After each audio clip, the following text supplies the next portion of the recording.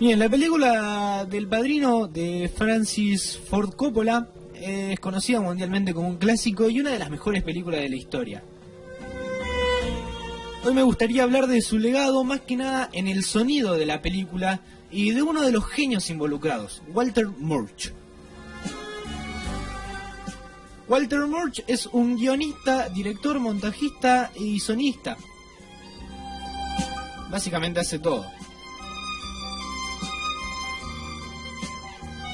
Para que se den una idea más o menos del legado de todo lo que dejó esta película, Francis Ford Coppola, el director, inventó un nuevo puesto, digamos.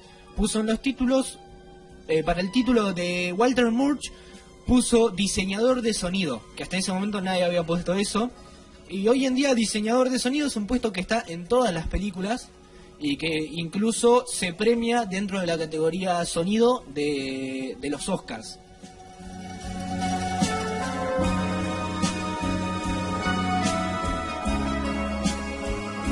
Para que se den una idea más o menos.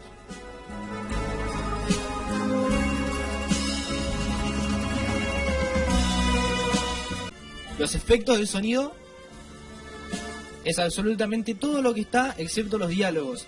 Y este tipo, Walter Murch, como diseñador de sonido, se encargó de diseñar todo, como un ensamble de todo esto. Pero no tiene nada que ver con la creación de la música, por ejemplo.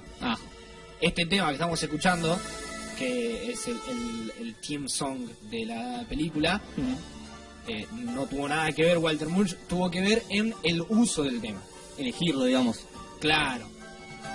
De hecho, hay una anécdota curiosa con este tema, es que fue nominada a los Oscars como mejor tema original, como mejor banda sonora, pero la sacaron porque en la mayoría del tema fue como una remake de un tema que ya había hecho el tipo.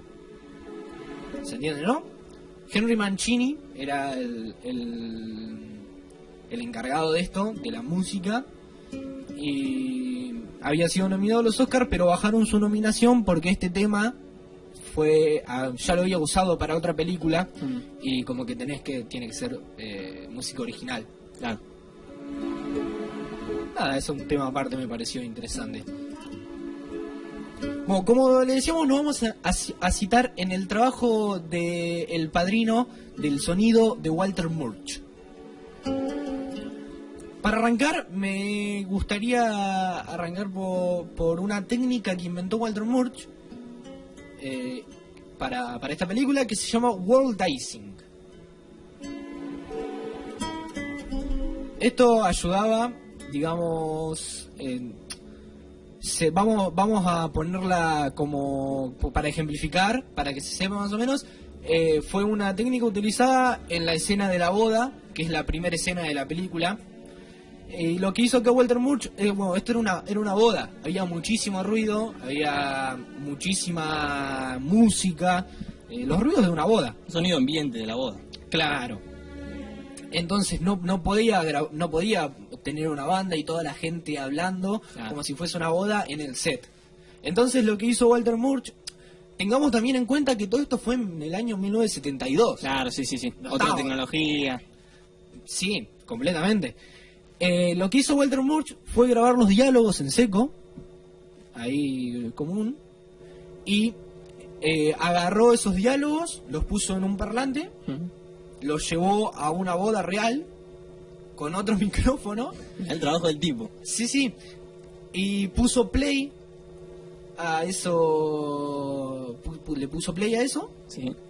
Y sobregrabó, digamos, ¿se entiende? Sí. Puso play a los diálogos en una boda real y con otro micrófono externo grabó los diálogos dentro de la boda. Claro. Entonces utilizó luego esos dos recursos, básicamente. Claro. Entonces luego en la mezcla utilizó el sonido ambiente ese que grabó más los diálogos en seco. Claro. El sonido ambiente de la boda real. Claro. Mirá.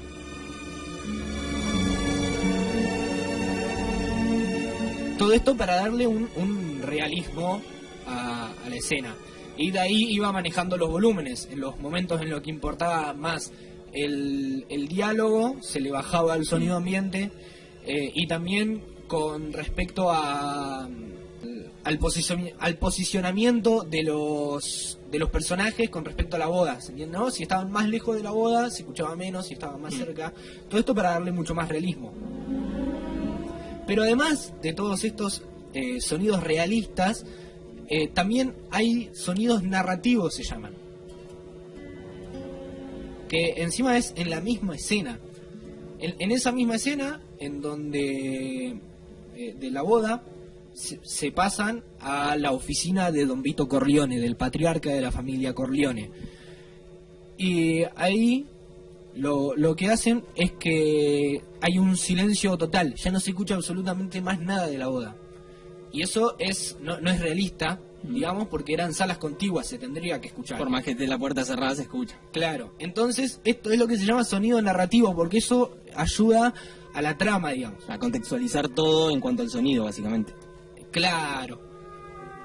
Ayuda a transmitir lo que quiere transmitir la película, porque ahí lo que se quería decir, ahí hay un contraste tremendo entre la boda, entre la felicidad, entre la fiesta de la familia Corleone, y ahí contiguo está una oficina tenebrosa en donde Don Vito Corleone está haciendo sus negocios. Se deja el realismo de lado por un momento para que la ficción tome su juego y su papel importante en esto, de transmitir ese clima. Claro, entonces, al no haber ningún silencio, al no haber ningún sonido de la boda, al haber un silencio total, se ayuda a remarcar este contraste entre las dos caras de la familia.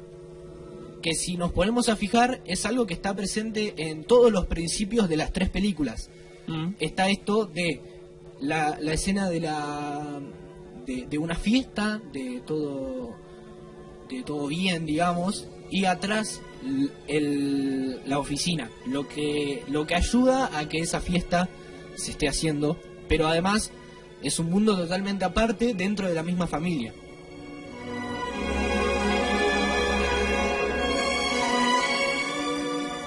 Ahora, pasando a otro tema, también está el uso de la música.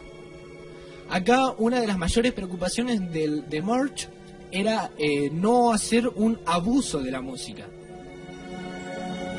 Para ejemplificar esto del abuso de la música, del uso excesivo de la música, me gustaría traer por ahí a Afterlife, que es una serie que se estrenó hace poco, de Ricky Gervais, y una de lo que más le criticaron fue la sobremusicalización que tiene. ¿Qué es lo que pasa acá? Afterlife se trata sobre un tipo que perdió a su mujer, que falleció su esposa. Sí. Entonces, hay algunas escenas en las que está el protagonista triste. Está sentado solo, tomando whisky, por ejemplo. Lamentando la pérdida de su esposa. Claro. Pero a esto, encima, como si ya no fuera triste la escena, le suman una canción, encima una canción reconocida, que es reconocida por ser triste. Entonces, ahí lo que están haciendo es gritarte, es decirte a los gritos que te sientas triste, Sí, sí, sí. que llores. Le están gritando al espectador cómo es que se tiene que sentir. Acá, lo que empleó Murch para que no pase eso, es algo llamado lo llamaba el silencio y después música, que para ejemplificarlo está la escena en la que Michael Corleone mata por primera vez, que mata a Sollozzo y McCluskey, que acá está la escena.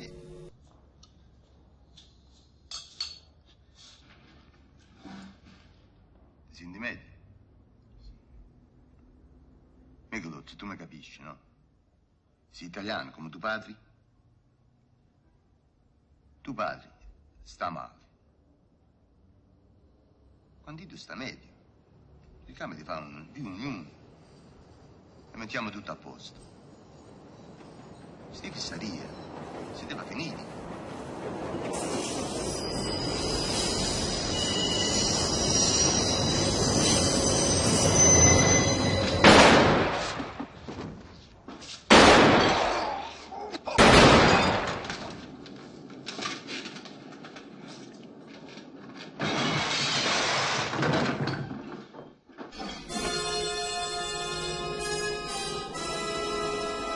Como pudieron notar, silencio total 2 tiros, silencio total, y después arranca la música. Acá lo que cree March que es el uso de la música, lo que debe ser el uso de la música, es que no debe decirle al espectador cómo sentirse, sino que la música tiene que ayudarte a canalizar lo que estás sintiendo según la escena, es como un conductor para el espectador de los sentimientos. Entonces, esta es una escena con una carga emocional gigante, porque es la primera vez que Michael Corleone mata, y bueno, en la construcción del personaje es una escena fundamental. Entonces, silencio total, los 2 tiros, ahí el espectador decide qué pensar, y luego la música ayuda... dice qué pensar. No, la música ayuda a canalizar eso. Ah, bien. ¿Se entiende? Sí, sí, sí. Bueno, después, para ir cerrando, está otra técnica que emplea en la misma escena, que me pareció muy interesante, que es el sonido metafórico. En esta escena, si se escucha bien, hay sonido de un tren. Sta male.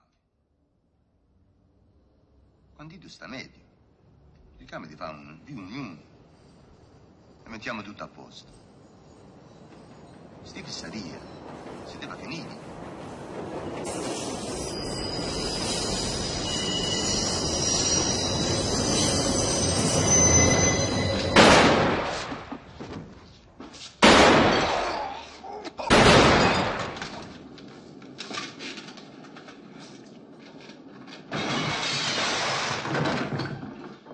Ahí está el sonido del tren, que es un sonido totalmente fuera de contexto, porque no tiene nada que ver. Ahí un tren, están en un restaurante totalmente alejado de cualquier tren que pueda estar.